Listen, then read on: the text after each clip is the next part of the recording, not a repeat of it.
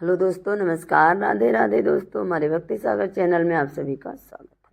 हम आप लोग को फिर से एक नई कहानी सुनाने जा रहे हैं। मनुष्य का भाग्य कब लिखा जाता है, चलिए सुनाते हैं। माता पार्वती ने एक बार भगवान शिव से मनुष्य के भाग्य को लेकर एक प्रश्न किया और कहा, हे प्रभु, मैं जानना चाहती हूँ कि क्या मनुष्य का भाग्य पहले से ही तय किया जाता है।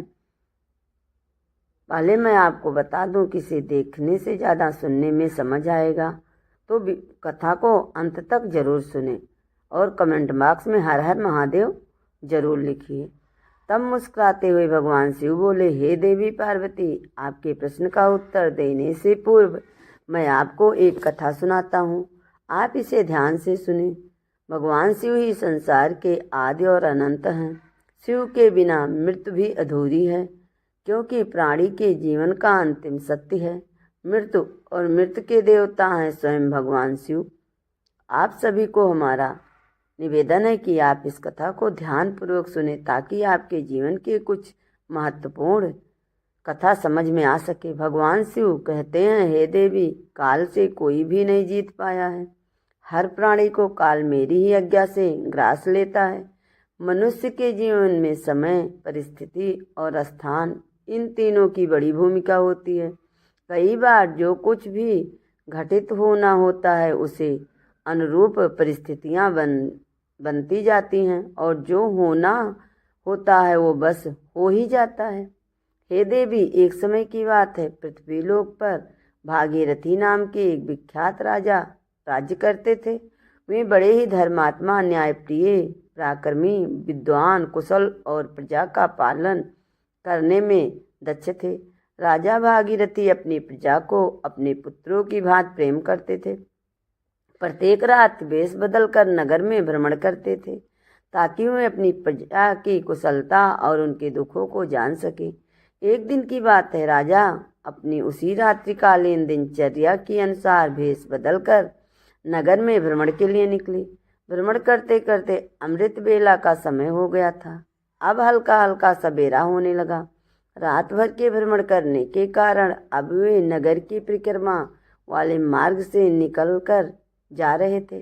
उसी मार्ग के दूसरी ओर एक घना जंगल शुरू होता था। तभी उन्होंने देखा कि एक नौजवान लकड़हारा कंधे पर कुल्हाड़ी लिए जंगल में प्रवेश कर रहा है। वो एक ऊंची वृक्ष पर चढ़कर लकड़ी काटने लगा। अचानक कहीं से एक भयानक रीछ यानी भालू दौड़ता हुआ वहां आ पहुंचा। यह देखकर राजा एक पेड़ के पीछे चुपचाप छिप गए। लेकिन राजा ने देखा कि वो रीछ भी उसी वृक्ष पर चढ़ने लगा, जिस पर वो नौजवान लकड़हारा लकड़ी काटने के लिए चढ़ा था। उस रीछ को पेड़ पर इतनी तेजी से चढ़ते हुए देखकर राजा आश्चर्यचकित रह गए। उन्होंने से सोचा, यह कैसा संभव है? इतना भारी भरकम प्राणी वृक्ष पर कैसे चढ़ सकता है? क्योंकि सामान्य रीछ कभी वृक्ष पर नहीं चढ़ता, लेकिन यह तो किसी अद्भुत शक्ति से चढ़ रहा है। उधर उस नौजवान लकड़हारे ने रीछ को अपनी ओर तेजी से आता देखा तो डर के मारे उसके हाथ पांव सुन्न हो गए। भय से कांपते हुए उसके हाथ से वृक्ष की टहनी छूट गई। वह धड़ाम से जमीन पर गिर पड़ा, और जैसे ही वह गिरा उसी क्षण उसके प्राण पखेरु उड़ गए। अब जब वो भयानक रीछ पेड़ से नीचे उतरा तो अचानक वो देखते ही देखते एक सुंदर स्त्री का रूप धारण कर गया और पास ही स्थित एक कुएं के पास जाकर बैठ गया, मानो किसी का इंतजार कर रही हो। राजा भगीरथ यह देखकर भीतर तक हिल गए थे। उन्होंने अपनी आंखों पर विश्वास नहीं हो रहा था। उनकी सारी थकान, सारा आलस और नींद एक क्षण में उड़ गई, क्योंकि उन्होंने अपनी आंखों से देखा था कि कैसे वो भयानक प्राणी एक स्त्री में बदल गया। अब उनका मस्तिष्क अनेक प्रश्नों में घिर चुका था। राजा ने ठान लिया कि मैं इसका पीछा करूंगा और जानूंगा कि यह रहस्य क्या है। वे दूर खड़े होकर उस स्त्री पर दृष्टि टिकाए देख रहे थे। अब वो क्या करती है? थोड़ी देर बाद राजा के दो सिपाही जो रात्रि गश्त पर थे वहां से गुजर रहे थे।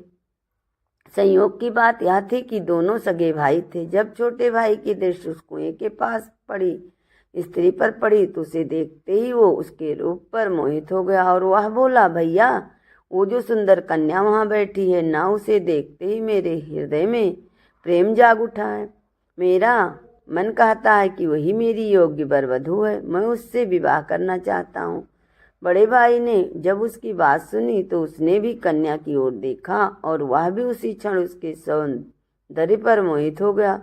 और बड़ा भाई भी बोला, अरे छोटे, बड़े के होते हुए तो कैसे विवाह कर सकता है?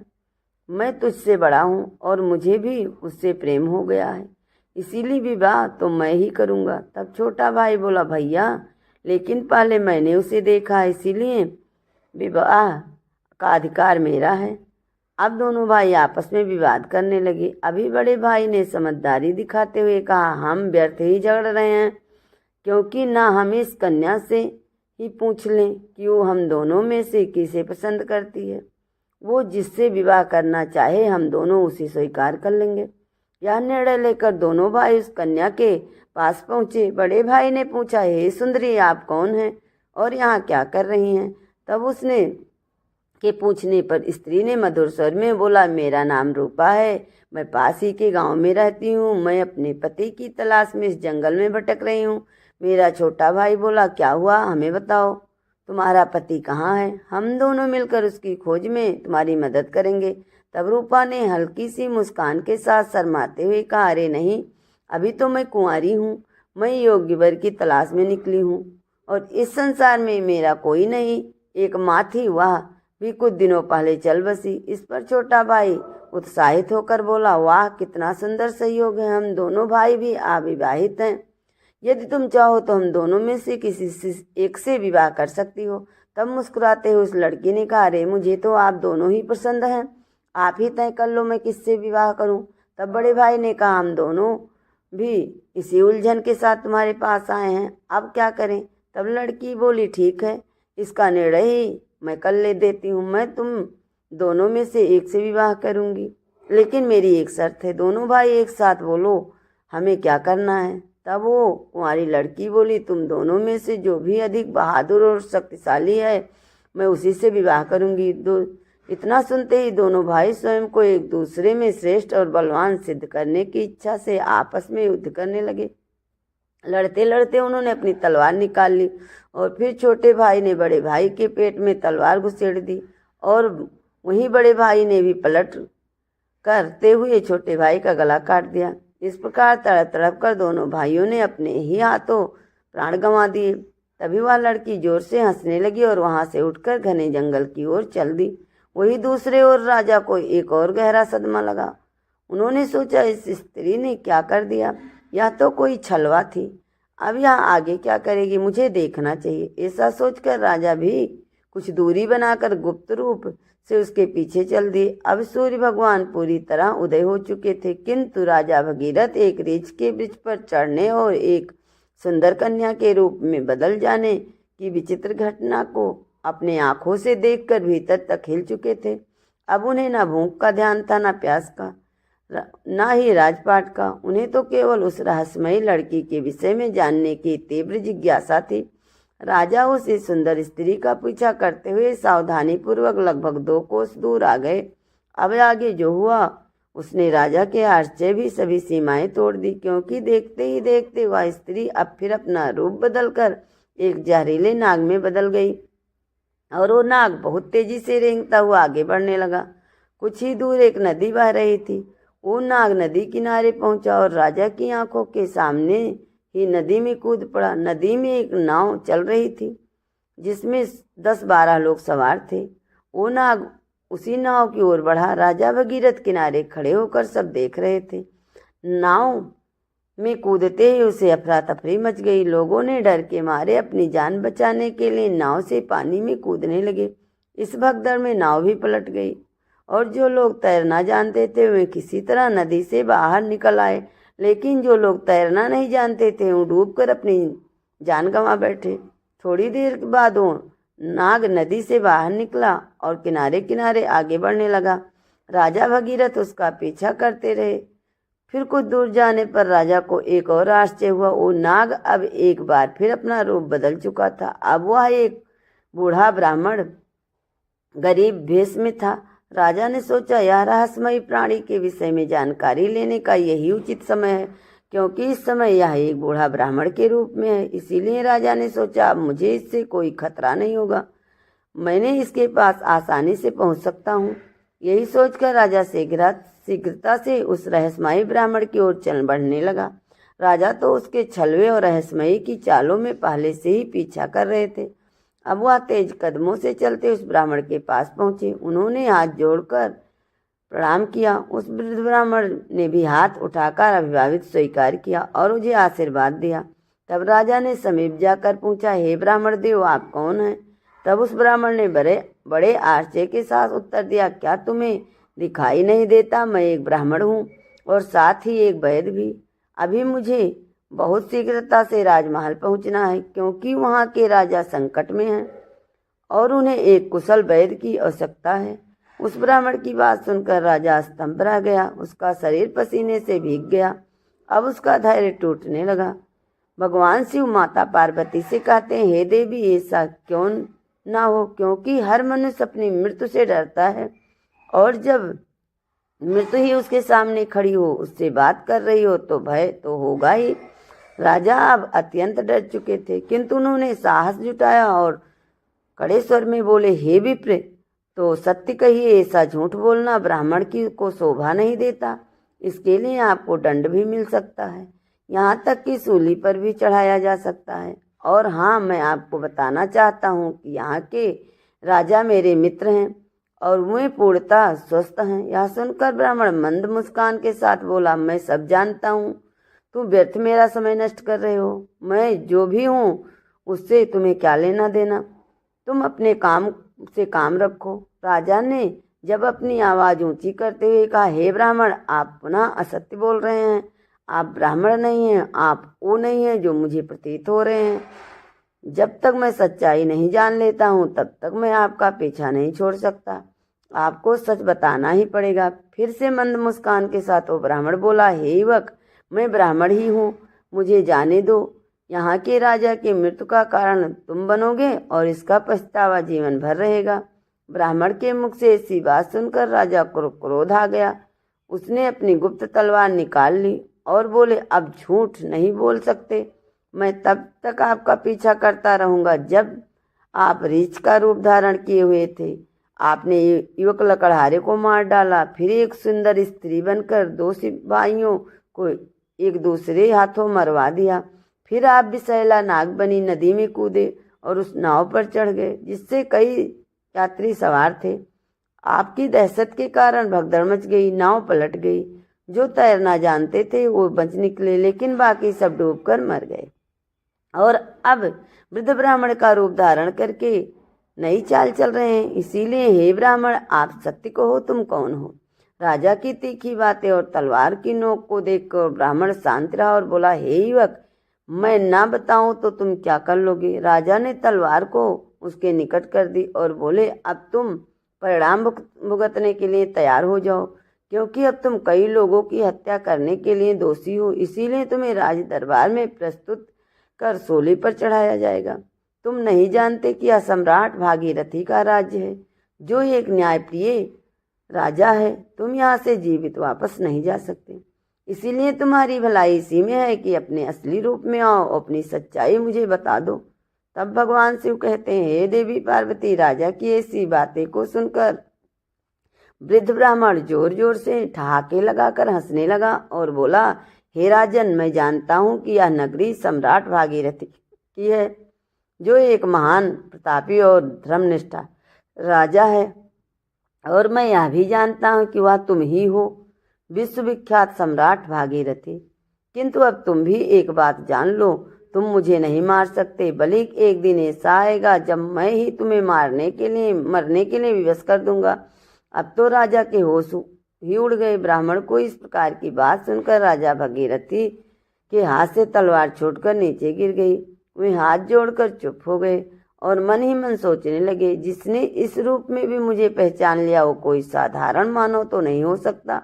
तभी राजा हाथ जोड़कर बोले, हे ब्राह्मण, आप जब मुझे पहचान ही लिया है तो कृपया करके यह बताएं कि आप वास्तव में कौन हैं।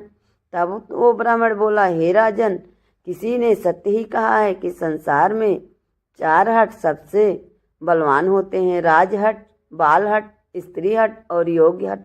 तुम राजा हो इसीलिए राजहट पर अड़े हो। अब तुम बिना मेरी सच्चाई जाने रह ही नहीं सकते। यह भी मैं जानता हूँ, इसीलिए अब ध्यान से सुनो मैं कौन हूँ और मैं तुम्हारी राजधानी में क्यों आया हूँ। तब उस वृद्ध ब्राह्मण ने बताना शुरू किया और कहा, हे राजन, अब मैं तुम्हें अपनी पहचान बताता हूँ। मेरा नाम काल है। तुम जानते हो कि संसार में जितने भी प्राणी जन्म लेते हैं उनकी मृत्यु निश्चित होती है। इसीलिए इस धरती की मृतलोक कहा जाता है। जब कोई प्राणी माता के गर्भ में आता है तो उसी समय उसका भाग्य लिख दिया जाता है। नियति के अनुसार आत्मा शरीर में प्रवेश करती है और वह जीवित होता है। उसी क्षण उसकी मृत्यु का समय, स्थान और कारण की विधाता द्वारा निश्चित कर दिया जाता है। जब किसी प्राणी की मृत्यु का समय आता है तो भगवान शिव ही धर्मराज को इसकी सूचना देते हैं, क्योंकि सभी प्राणियों की मृत्यु का निर्णय शिव जी के पास होता है। धर्मराज शिव जी से आज्ञा प्राप्त कर मुझे यानी काल को आदेश देते हैं कि अब जाओ और उस प्राणी के प्राण लो। तब मैं मृत्युलोक में आता हूँ। मुझे पहले से पता होता है कि किस प्राणी की कब, कहाँ और कैसे मृत्यु होगी। इसीलिए मैं उस प्राणी को निश्चित समय पर उस स्थान पर पहुँचा देता हूँ, वहाँ जहाँ उसकी मृत्यु निश्चित हो। और जिस प्रकार उसकी मृत्यु विधाता ने लिखी होती है, मैं उसी प्रकार की परिस्थितियाँ उसके और घटनाएं उपस्थित कर देता हूँ। इसीलिए हे राजन सुनो, उस लकड़हारे को मैंने नहीं मारा था। तब राजा ने आश्चर्य से पूछा, हे विप्र, आप यह कैसे कह सकते हैं? मैंने स्वयं अपनी आंखों से देखा था कि उस लकड़हारे की मृत्यु का कारण आप ही बने थे। तब ब्राह्मण यानी काल ने कहा, कारण तो मैं ही बना, लेकिन सांसारिक लोग तो यही समझते हैं कि लकड़हारा पेड़ से गिरकर मरा, जबकि वह तो मेरी योजना का हिस्सा था। उसकी मृत्यु पेड़ से गिरकर होनी निश्चित थी, इसीलिए मुझे वह रूप धारण करना पड़ा। सोचो, अगर असल में वृद्ध होता तो क्या कभी पेड़ पर चढ़ पाता? उसी तरह जो सिपाही मरे उनकी मृत्यु एक दूसरे के हाथों, अपने ही भाई के हाथों होनी तय थी, इसीलिए मुझे एक सुंदर स्त्री बनना पड़ा। फिर जो लोग नाव में डूबकर मरे उन्हें मृत्यु जल में डूबने से निश्चित थी, इसीलिए मैंने एक भयानक नाग का रूप धारण किया, जिससे वे सभी अपनी मृत्यु तक पहुंच सकें। हे राजन, अब आप समझ ही गए होंगे कि मैं कौन हूँ और मैं आपकी नगरी में क्यों आया हूँ। समय, स्थान और परिस्थिति, यह तीनों ही एक प्राणी के रूप में भूमिका निभाते हैं। राजा ने गंभीर हो गए और बोले, हे विप्र, आपसे मुझे जो ज्ञान दिया उसके लिए मैं आपका आभार व्यक्त करता हूँ, लेकिन मेरे मन में एक और प्रश्न है। आपने थोड़ी देर पहले कहा था कि इस नगर के राजा की मृत्यु होने वाली है, किंतु मैं तो आपके सामने जीवित खड़ा हूँ। तब काल मन में बोले, हे राजन, मृत्यु तो हो चुकी है। वो मृत्यु तुम्हारे छोटे भाई चित्रागत की थी, जो तुम्हारे अनुपस्थिति में राजगद्दी पर बैठा था। शत्रु राज के एक गुप्तचर ने जब उस पर बाण चला दिया, और क्योंकि तुम्हारे राज्य के नियम के अनुसार तुम्हारी अनुपस्थिति में वही राजा माना जाता था जो गद्दी पर बैठा हो, इसीलिए मृत्यु राजा की ही मानी गई और तुम यहाँ मेरे साथ व्यर्थ की उलझने में पड़े रहे। भगवान शिव कहते हैं, हे देवी पार्वती, जब राजा भगीरथ को यह ज्ञात हुआ तो दुखी हुए और सोचने लगे, मैंने यह क्या कर दिया। तब ब्राह्मण रूप काल ने कहा, हे राजन, यह तो सब पूर्व निर्धारित था। तुम तो केवल इस नाटक के एक पात्र हो, जो होना था हो कर रहेगा। अब शोक करने से कुछ नहीं बदलेगा। तुम्हारी आयु अभी शेष है, अब तुम लौट जाओ और अपना राज्य संभालो। तब राजा बोले, हे यमदूत, मुझे क्षमा करें, मैं आपको पहचान नहीं सका, लेकिन अब मैं एक अंतिम प्रश्न पूछना चाहता हूँ। क्या आप मेरी मृत्यु के विषय में बता सकते हैं? तब ब्राह्मण मुस्कुराते हुए बोले, पूछो राजन, मैं तुम्हारी शंका दूर कर दूंगा। तब राजा बोले, आप मुझे यह बता सकते हैं कि मेरी मृत्यु कब होगी? तब यमदूत ने कहा, नहीं, एक सामान्य व्यक्ति के लिए यह बात जब तक गुप्त रहती है तभी तक वह संसार में विलीन होकर जी सकता है, अन्यथा वो मृत्यु से पहले पल पल तड़प कर मरता है। क्योंकि चिंता और चिता में कोई अंतर नहीं है। चिंता तो केवल एक ही बार 100 को भस्म कर देती है, किंतु चिंता हल पर मन और शरीर को जलाती है। लेकिन राजा ने घोर हठ के कारण ब्राह्मण ने कहा, हे राजन, जिस प्रकार से तुमने मेरे साथ रहकर दूसरों और अपने छोटे भाइयों की मृत्यु के विषय में सुनकर भी धैर्य नहीं छोड़ा, उससे मुझे प्रतीत होता है कि तुम एक ज्ञानी और धैर्यवान पुरुष हो। इसीलिए मैं तुम्हें तुम्हारी मृत्यु के विषय में बताता हूँ। हे राजन, ध्यानपूर्वक सुनो। तुम्हारी मृत्यु आज से ठीक 1 वर्ष बाद सूली पर चढ़ने से होगी, और विशेषत यह मृत्यु इसी नगरी के भीतर तुम्हारे अपने राजमहल में घटित होगी। तुम इस मृत्यु को खुशीपूर्वक स्वीकार करना। इतना कहकर वो ब्राह्मण एक चील का रूप धारण कर वहां से उड़ गया। दूसरी ओर राजा अपने महल लौटकर अपने छोटे भाई चित्रागत का अंतिम संस्कार करते हैं और राज्य कार्य को पुनः व्यथित रूप से संभालने लगते हैं। धीरे धीरे वे यमदूत के साथ हुई सारी घटनाओं को भूलने लगते हैं। इसी तरह 6 महीना बीत जाता है। फिर एक रात अचानक राजा घबराकर नींद से उठ जाते हैं। उन्हें मृत्यु की आहट महसूस होने लगती है। इस पर भगवान शिव कहते हैं, हे देवी, मनुष्य चाहे कितना भी निडर हो क्यों ना हो, परंतु जब उसे अपनी मृत्यु का पूर्वाभास हो जाए तो वह उससे बचने के लिए कोई न कोई उपाय ही ढूंढ निकालता है। राजा ने भी ऐसा ही किया। अगली सुबह राजा दरबार में अपने मंत्रियों से कहते हैं, मंत्री, एक भविष्यवाणी के अनुसार आज से ठीक 6 महीने बाद मेरी मृत्यु मेरे ही महल में सूली पर चढ़ने से होगी। अतः आप लोग ऐसा उपाय खोजें जिससे यह मृत्यु टाली जा सके। कुछ समय बाद एक प्रमुख मंत्री ने सुझाव दिया, महाराज, यदि हम राजभार में सभी नुकीली वस्तुएं जैसे सूली, भाले, चाकू, कटार आदि का पूर्णतः बहिष्कार कर दें और उन्हें राजनगर से बाहर निकाल दें तो शायद आपको सूली पर चढ़ाया ही ना जा सके। मंत्री की यह सलाह राजा को और सभासदों को बहुत पसंद आई। वे वैसा ही करते हैं। राजा भगीरथ अब थोड़े शांत हो जाते हैं, किंतु मृत्यु के भय से उनके भीतर अब भी जीवित रहता है। इस भय के कारण अब उन्हें नींद नहीं आती। वो मन में बहलाने के लिए नए नए शौक अपनाने लगे। इसी तरह बीतते हुए वह दिन भी आ जाता है। इसके अगले दिन भविष्यवाणी के अनुसार राजा की मृत्यु होनी थी। अब राजा और भी अधिक व्याकुल हो जाते हैं। उन्हें समझ में नहीं आता क्या करें। वे सोचते हैं, क्यों ना आज ही रात राजमहल से बाहर ही रहा जाए। हो सकता है यदि मैं महल में ना रहूं तो भविष्यवाणी झूठी साबित हो जाएगी। यह सुनकर वे मध्य रात में एक गरीब भिखारी का भेष धरकर चुपचाप महल से बाहर निकल पड़ते हैं और नगर की गलियों में घूमने लगते हैं। अब कई दिनों की नींद न लेने के कारण वे थक जाते हैं। तभी वे एक घर में चुपचाप घुस जाते हैं। वो घर एक दर्जी का था और राजा और रानी के विशेष वस्त्र सिलने का कार्य करता था। राजा उस घर में चुपचाप एक कोने में जाकर सो गए। अब रात्रि का अंतिम पहर बीत गया। राजमहल में किसी को यह बात ज्ञात नहीं था कि राजा कहाँ है, क्योंकि कई दिनों से वे अपने कक्ष से बाहर नहीं निकले थे। सब यही समझ रहे थे कि महल में अभी भी अपने कक्ष में विश्राम कर रहे होंगे। उधर उन दर्जी के घर में कुछ चोर आते हैं और राजा रानी के लिए सिल रहे बहुमूल्य राजसी वस्त्र चुरा कर भाग जाते हैं।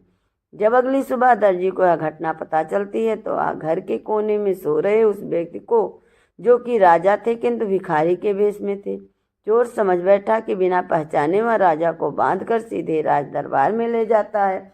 अब राजमहल में राजा भागीरथ का पुत्र, जो अब युवावस्था में था, पिता की अनुपस्थिति में राजगद्दी पर बैठा था। उसने बिना जांच पड़ताल के उस भिखारी को चोर मानकर सिपाहियों को आदेश दिया कि इसे सूली पर चढ़ा दो। यह सुनकर राजा चौंक कर उठ बैठते हैं। चारों ओर का वातावरण देखकर उन्हें समझ आ जाता है कि वो स्वयं ही अपने पुत्र के द्वारा दिए गए मृत्यु के आदेश में फंस चुके हैं। यह वह दिन था जिसकी भविष्यवाणी 1 वर्ष पहले ब्राह्मण ने दी थी। राजा ने तुरंत दरबार में अपने मंत्रियों को सारा बात बताया और कहा, हे मंत्रीगण, हम एक धर्म संकट में हैं। ना तो हम अपने पुत्र का आदेश अपमान करना चाहता हूँ, ना ही मृत्यु का वर्णन करना चाहता हूँ। अब आप ही कोई उपाय बताइए। तब मंत्री ने उस दर्जी को बुलाया और सभा में संबोधित करते हुए कहा, राजन, आपके आदेश की मर्यादा बनी रहे और महाराज के प्राण भी सुरक्षित रहें, इसके लिए हम इसे सूली के स्थान पर एक सुई की नोक पर बैठा देते हैं। इससे आदेश की पूर्ति भी हो जाएगी और किसी की मृत्यु भी नहीं होगी। यह बात सभी को उचित लगी। समय के अनुसार राजा को सुई की नोक पर बैठाया गया, परंतु होनी को कुछ और मंजूर था। जैसे ही राजा सुई की नोक पर बैठे, वो सुई उसकी पीठ में चुभ गई, रक्त बहने लगा और वैद्य बुलाए गए। तब तक बहुत देर हो चुकी थी। धीरे धीरे राजा का शरीर शिथिल हो गया और वह तड़पते हुए अपने प्राण त्याग दिए। भगवान शिव माता पार्वती से कहते, हे देवी, मनुष्य अपने भाग्य को चाहे कितना भी बदलना चाहे, परंतु जो होना निश्चित है वो होकर ही रहता है। यही कारण है कि परमेश्वर ने मनुष्य को भविष्य जानने की शक्ति नहीं दी, ताकि वर्तमान की वो संकेत प्रत्येक प्राणी को अपने कर्मों के पथ पर चलना चाहिए, धर्म का पालन करना चाहिए और हर क्षण को भगवान के नाम में समर्पित करते हुए जीना चाहिए। यही सच्चा जीवन है।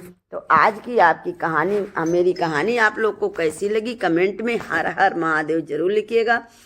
और मेरी कहानी लंबी है, फिर भी पूरी कहानी आप लोग सुनिएगा।